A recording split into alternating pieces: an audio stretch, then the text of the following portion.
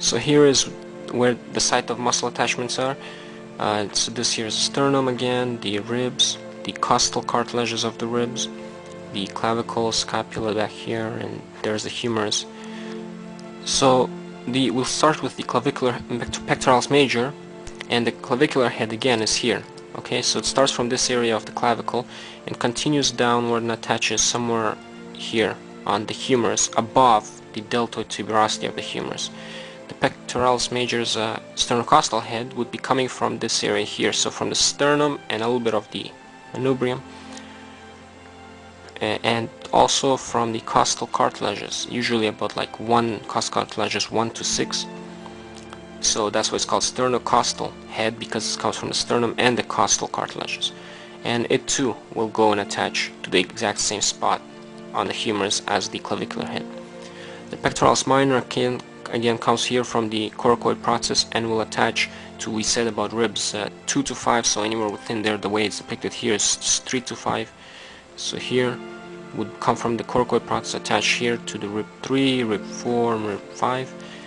And you note that site of attachment, the attachment is not just anywhere on the rib, it's specifically close to the junction of the costal cartilage and the bony portion of the rib.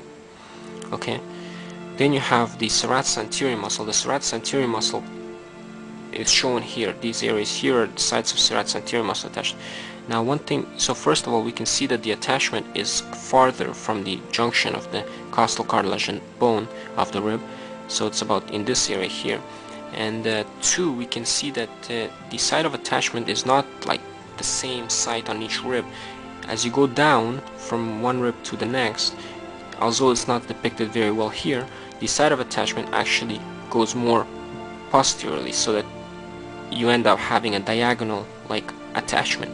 So it's a little bit more closer to this junction here, and then farther from this junction, and more farther, even more. So this should be a little bit more on this area here. So this one shows on rib 8, but there should be also some attachment to rib 9. Okay, so where do all these serratus anterior muscles go to after they from here, from these ribs? Well, they go back and attach to the medial border of the scapula. So this here is the scapula, and as you can see, this is the anterior view. There's the glenoid cavity coracoid process, the acromion coming from the posterior side. This is the medial border, and this is the lateral border of the scapula. This here is the site of attachment of the subscapularis muscle, and along the medial end, the medial edge, is the site of attachment of serratus anterior.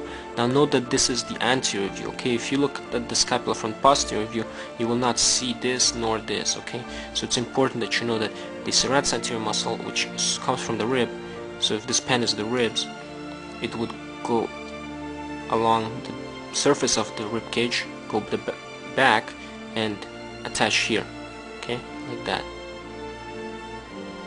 The serratus anterior muscle coming from rib 1 will attach to this portion here, to the superior scapular angle. Serratus anterior muscle coming from rib 2 and 3 will attach to most of this medial border of the scapula. So 1, 2, and 3, and ribs 4 to 9 will attach to the inferior scapular angle down here.